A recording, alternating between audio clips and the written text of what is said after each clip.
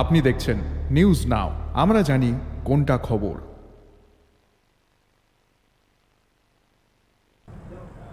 नमस्कार, आप सभी देख रहे हैं न्यूज नाउ में आज का समाचार। पश्चिम एशिया में संघर्ष तेज हो गया है। आमने सामने ईरान इजराइल। इस मामले में पश्चिम एशिया पर भी अमेरिका का कब्जा उतना ही है।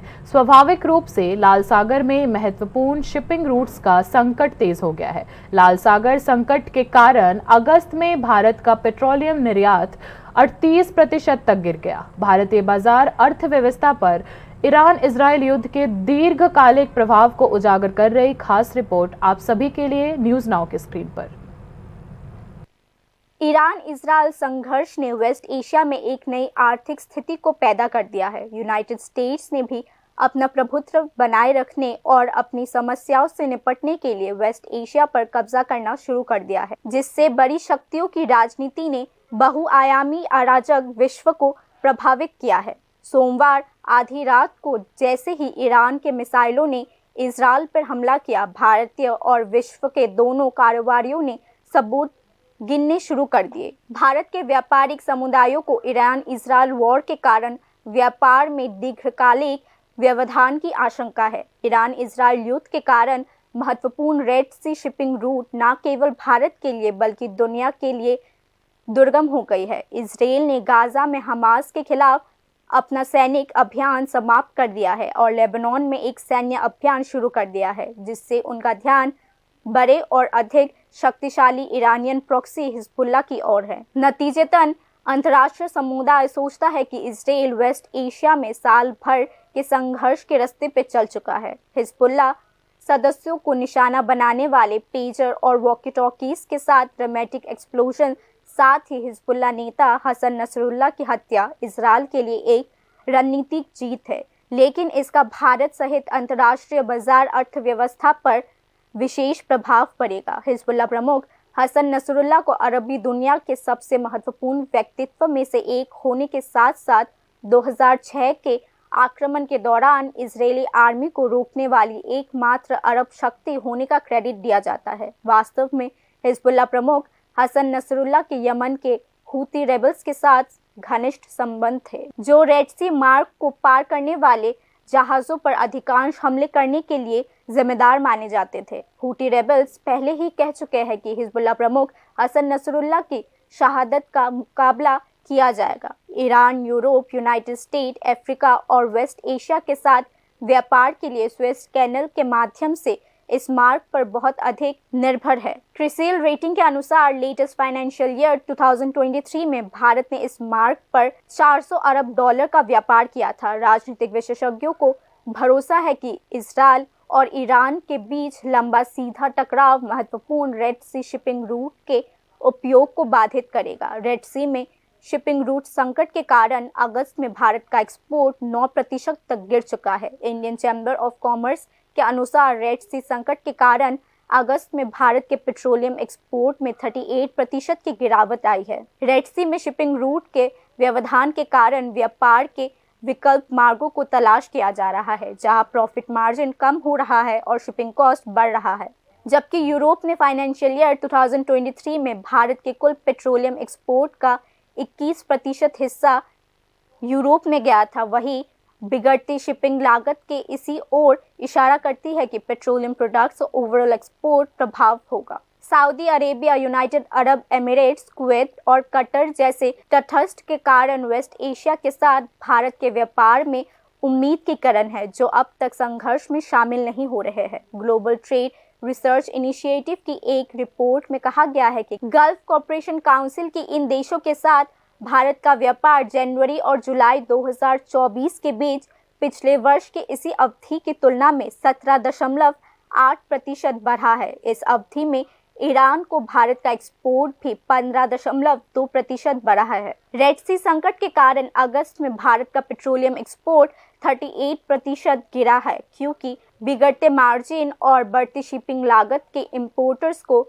वैकल्पिक सोर्स की तलाश करने के लिए मजबूर किया जा रहा है। आधिकारिक आंकड़ों से पता चला है कि पेट्रोलियम एक्सपोर्ट पिछले महीने घटकर $5.95 बिलियन रह गया है, जो पिछले साल अगस्त में $9.54 बिलियन था।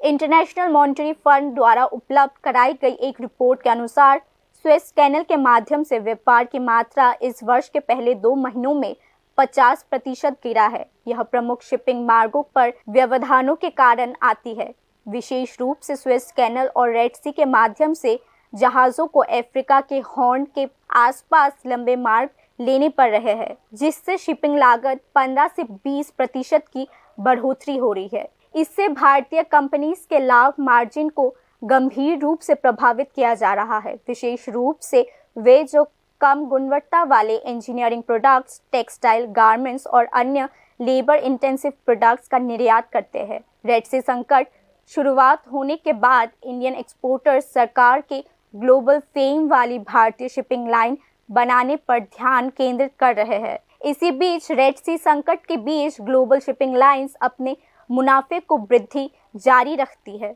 इस साल की शुरुआत में एक रिपोर्ट में international shipping joint JP Morgan ने कहा कि जितना लंबा व्यवधान रहता है, शिपिंग रेट्स उतना ही अधिक होता है। न्यू दिल्ली में G20 के बैठक के दौरान भारत ने आशंका जताई थी कि वेस्ट एशिया में व्यापक संघर्ष से India, middle east, Europe economic corridor की प्रगति खतरे में आ सकती है। कुल मिलाकर वेस्ट एशिया में युद्ध का विस्फोट व्यापारी मार्गों को और जटिल बना सकता है, जिसका निश्चित रूप से भारतीय बाजार अर्थव्यवस्था पर प्रभाव पड़ेगा। Bureau report, news now. अंतरिम सरकार के शासन के तहत बांग्लादेश का राजनयिक प्रभाव विभिन्न क्षेत्रों में किया जा रहा है। मोहम्मद यूनुस के नेतृत्व वाली अंतरिम सरकार ने पिछली सरकार में कुशलतापूर्वक सेवा करने वाले कई राजनयिकों को विभिन्न देशों में हटाने का फैसला किया है। बांग्लादेश की विभिन्न मीडिया रिपोर्टों के अनुसार अंतरिम सरकार के विदेश मंत्रालय ने दिल्ली में बांग्लादेश के उच्चायुक्त मोहम्मद मुस्तफिजुर रहमान सहित कुल 5 उच्च पदस्थ राजनयिकों को ढाका लौटने का आदेश दिया है। हाल ही में ऐसी ही एक और घटना में अमेरिका में प्रभारी उच्चायुक्त को बदलकर ढाका भेज दिया गया। बता दें कि बांग्लादेश में व्यापक अशांति के बाद शक्ति संतुलन भले ही पूरी तरह शांत नहीं हुआ है, लेकिन भारत पड़ोसी देशों की स्थिति पर कड़ी नजर रखे हुए हैं। ऐसे में राजनयिकों को हटाने का फैसला राजनीतिक हलकों के लिए खास तौर पर संकेत देने वाला माना जा रहा है।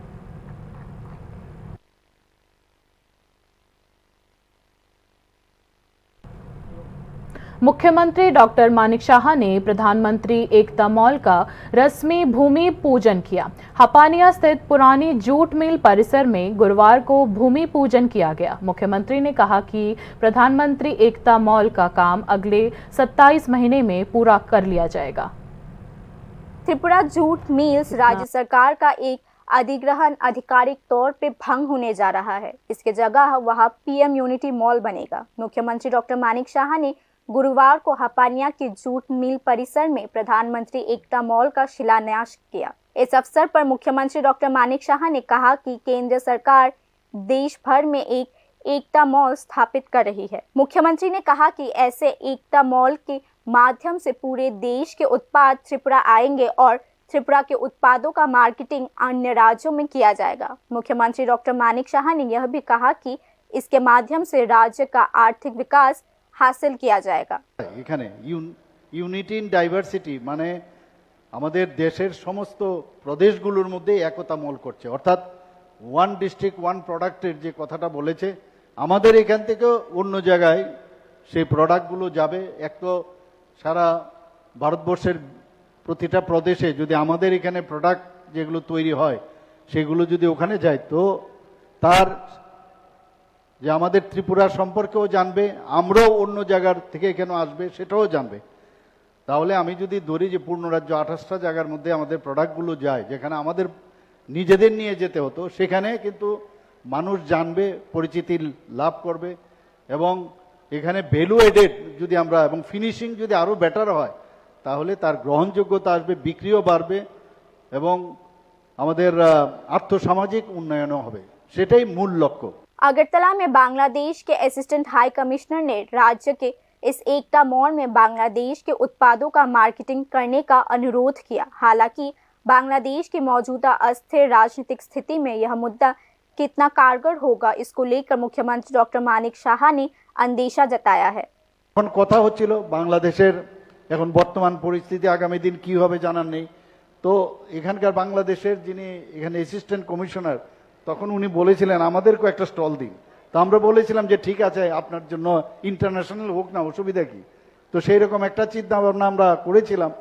তো এখন যে বাংলাদেশের অবস্থা জানি না কোন জায়গায় গিয়ে দাঁড়াবে, এবং এই যে ওয়ান প্রোডাক্ট ওয়ান ডিস্ট্রিক্টের যে চিন্তাভাবনা সেটা একতা মল নির্মাণের ভূমি পূজন অনুষ্ঠানের মাধ্যমে শুরু হলো, এবং এখানে উপস্থিত সবাইকে আমি আগাম শারদীয়া পূজা উপলক্ষে हार्दिक अभिनंदन शुभेच्छा। पीएम एकता मॉल 4.1 एकड़ में 150 करोड़ रुपए की लागत से बनाया जाएगा। 8 जिलों के लिए कुल 45 स्टॉल्स लगाए जाएंगे, जिनमें से 36 कमर्शियल स्टॉल्स होंगे।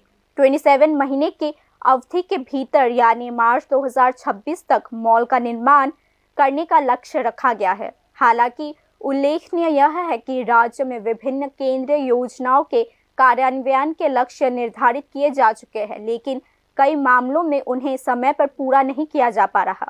केंद्र सरकार का लाइट हाउस प्रोजेक्ट इसका एक उदाहरण है। पिछला साल अप्रैल में राज्य सरकार ने लाइट हाउस प्रोजेक्ट को पूरा कर संबंधित को सौंपने का फैसला किया था, जिसे बाद में लागू नहीं किया जा पाया। स्वाभाविक है कि मुख्यमंत्री डॉक्टर मानिक साहा ने इस केंद्रीय योजना को सही समय पर पूरा करने के लिए जोर दिया है। Bureau report, news now.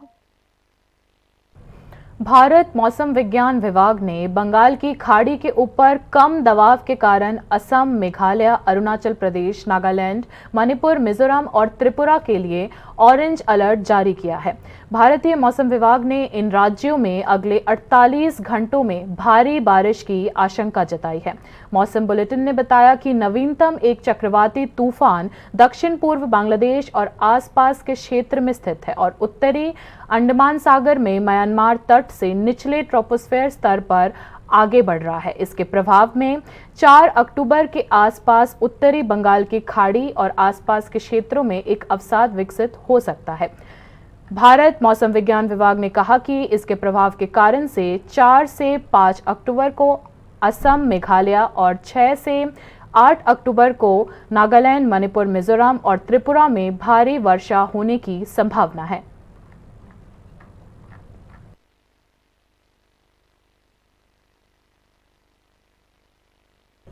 बाकी की खबरें ब्रेक के बाद। আপনি দেখছেন নিউজ নাও, আমরা জানি কোনটা খবর। ICFA University Tripura, where dreams take flight. Celebrating 20 years of excellence in engineering, management, law, education, paramedical science, humanities, social science and nursing. Join us now and dare to dream big. একটু চেষ্টাতেই দুল লেগে যায় নববধূর কানে, একটু চেষ্টাতেই মানিয়ে নেওয়া যায় বিবাহিত জীবনে। নানা অনুভূতি জড়ানো বিয়ের গয়না। শ্যাম সুন্দর company jewellers.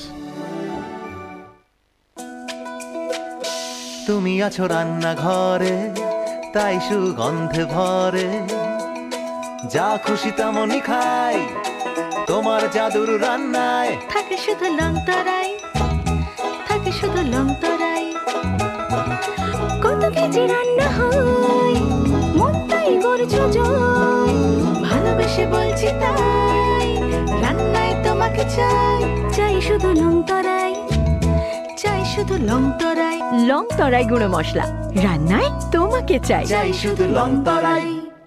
Step into the realm of Assam Downtown University, where we encourage success, experience the pinnacle of academic excellence, and live your best days.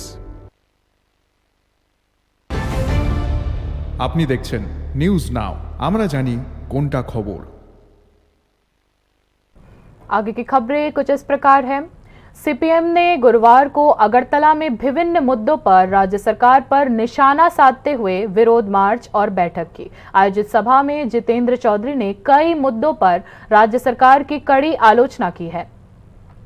Agartala में रविंद्र शतवार्षिकी भवन के सामने सीपीएम ने रैली निकाली। जुलूस शहर की विभिन्न गलियों से होकर गुजरी। कार्यक्रम में पूर्व मुख्यमंत्री मानिक सरकार, नारायणकर और पार्टी के अन्य शीर्ष नेता और कार्यकर्ता मौजूद थे। बाद में पार्टी के राज्य सचिव जितेंद्र चौधरी ने बैठक में राज्य के भाजपा सरकार की कड़ी आलोचना की। उन्होंने आरोप लगाया कि राज्य सरकार कानून व्यवस्था और बेरोजगारों के लिए रोजगार के मामले में बुरी तरीके से विफल रही है। जितेंद्र चौधरी ने आरोप लगाया कि ग्रामीण क्षेत्र का विकास भी ठप हो चुका है। आइए सुनते हैं कि सीपीएम के राज्य सचिव ने भाजपा पर हमला करते हुए क्या कहा। नारी इज्जत सुरक्षित ना केन? कारण এই সরকার জনজীবনে ক্ষমতায় টিকে থাকার জন্য, ক্ষমতা দখল করার জন্য, এটা লোকসভা হোক এটা বিধানসভা। जितेंद्र चौधरी ने सरकार से मांग की कि बेरोजगारों को रोजगार मुहैया कराने के लिए सभी खाली पदों को भर्ती प्रक्रिया तुरंत शुरू किया जाए। उन्होंने यह भी मांग की कि रेगा 200 दिनों का काम प्रदान करे, दैनिक मजदूरी को बढ़ाकर 600 रुपया कर दिया जाए। ত্রিপুরাজ্যের ক্ষমতা তারা ভোগ করছেন, অর্থাৎ অপরাধীদের হাত ধরে অপরাধীদের ধারা আজকে ত্রিপুরাজ্যের সরকার তাদের সেই জায়গায় এই অপরাধীদেরকে ধরার জন্য তাদের কোনো সেরকম উদ্যোগ নেই। सरकार की आलोचना करते हुए जितेंद्र चौधरी ने आरोप लगाया कि इस सरकार के कार्यकाल में अपराधी खुलेआम घूम रहे हैं। Bureau report, news now. एक दिव्यांग श्रेणी के नौकरी इच्छुक ने जेआरबीटी ग्रुप डी मेरिट लिस्ट में अनियमितताओं और वंचितों का आरोप लगाया है। उनकी शिकायत है कि कट ऑफ मार्क्स से ज्यादा मार्क्स मिलने के बाद भी उनका नाम मेरिट लिस्ट में नहीं आया है। शिकायतकर्ता की पहचान शांति प्रसाद दास के रूप में हुई है, जो दिव्यांग नौकरी के इच्छुक थे। उन्होंने आरोप लगाया कि उनका नाम जेआरबीटी ग्रुप डी की मेरिट लिस्ट में नहीं आया, हालांकि उन्होंने आरटीआई से अपने नंबर का पता किया था। शांति प्रसाद दास ने शिकायत की कि संबंधित परीक्षा में 42% अंक लाने के बाद भी उनका नाम मेरिट लिस्ट में नहीं था। कई नौकरी चाहने वालों को उनसे बहुत कम अंकों के साथ नौकरी के प्रस्ताव मिले हैं। दिव्यांग नौकरी के इच्छुक शांति प्रसाद दास ने यह सवाल किया है कि संबंधित विभाग ने उन्हें सरकारी नौकरी से क्यों वंचित रखा है। 42.258 বাট আমি কিন্তু একজন ফিজিক্যালি হ্যান্ডিক্যাপ প্লাস এসসি এবং আমার গভর্নমেন্ট অনেকগুলি সার্টিফিকেট চাকরিতে এখন জয়েনিং করবে, কিন্তু আমার দুঃখ এটাই আমার বয়সও হয়ে গেছে, আমার সংসার চালাতে এখন ভীষণ কষ্ট হচ্ছে এবং একজন বিকলাঙ্গ অনেক বছর যাবৎ চাকরির পিছনে ঘুরছি এবং রাত্র উজাগর করে আমি খুব পড়াশোনা করে আমি চাকরি প্রিপারেশন নিয়ে। আমার নাম শান্তি প্রসাদ দাস। एससी समुदाय से आने वाले दिव्यांग शांति प्रसाद दास ने कहा कि उन्हें लंबे समय तक कड़ी मेहनत की है और सरकारी नौकरी के लिए तैयारी की है। उनके पास डिसेबिलिटी सर्टिफिकेट सहित सभी आवश्यक सरकारी दस्तावेजें हैं। हालांकि नौकरी से वंचित उम्मीदवार शांति प्रसाद दास ने सरकार और जेआरबीटी से सवाल का जवाब मांगा है, जिसके आधार पर उनके साथ यह इरेगुलरिटी की गई। जेआरबीटी ग्रुप डी मेरिट लिस्ट को लेकर विभिन्न हलकों में शिकायतें पहले ही सामने आ चुकी है। राज्य के विभिन्न विपक्षी राजनीतिक दलों ने मेरिट लिस्ट को लेकर असंतुष्टि व्यक्त की है। जहां राज्य सरकार का दावा है कि सरकारी नौकरियां पूरी पारदर्शी तरीके के साथ दी जाती है, वहीं नौकरी से वंचित दिव्यांग उम्मीदवार का ऐसा सनसनीखेज सच सामने आ गया है। स्वाभाविक रूप से मेरिट लिस्ट को लेकर कई सवाल उठाए जा रहे हैं। इसके लिए सरकार और जेआरबीटी को जवाब देना होगा। Bureau report, news now. Tripura commission for protection of child rights द्वारा अगरतला के शहीद भगत सिंह युवा आवास में एक कार्यशाला का आयोजन किया गया। कार्यशाला में juvenile justice act and child labour पर चर्चा की गई। कार्यशाला में पूर्व न्यायाधीश एस.जी. चट्टोपाध्याय, समाज कल्याण और सामाजिक शिक्षा विभाग के निदेशक तपन दास, राज्य बाल संरक्षण आयोग की अध्यक्ष जयंती देब्बर्मा, सदस्य चमेली शाह और अन्य ने भाग लिया था। कार्यक्रम में बोलते हुए आयोग की अध्यक्ष जयंती देब्बर्मा ने कहा कि हमारे समाज में बच्चे अक्सर बिना सोचे समझे कई सारे अपराध कर बैठते हैं। यह जुवेनाइल जस्टिस एक्ट भारत में 15 जनवरी 2016 से लागू हुआ, जिसके बारे में हमें स्पष्ट समझ होनी चाहिए। বিভিন্ন বাচ্চারা বিভিন্ন অপরাধ করে, তো সেই বিষয়ে আমাদের পরিষ্কার একটি ধারণা থাকা দরকার সবার। সেগুলোকে আজকের এই বিশেষত এই ওয়ার্কশপে গুরুত্ব, কারণ আমরা জানি জুভেনাইল জাস্টিস অ্যাক্টের মাধ্যমে এটা 2015 সালে গঠিত হয়েছে এবং 2016 সালে 15 জানুয়ারি থেকে এতে কার্যকর হয়েছে। बाकी न्यूज अपडेट्स के लिए देखते रहिए न्यूज नाउ। शुभ रात्रि।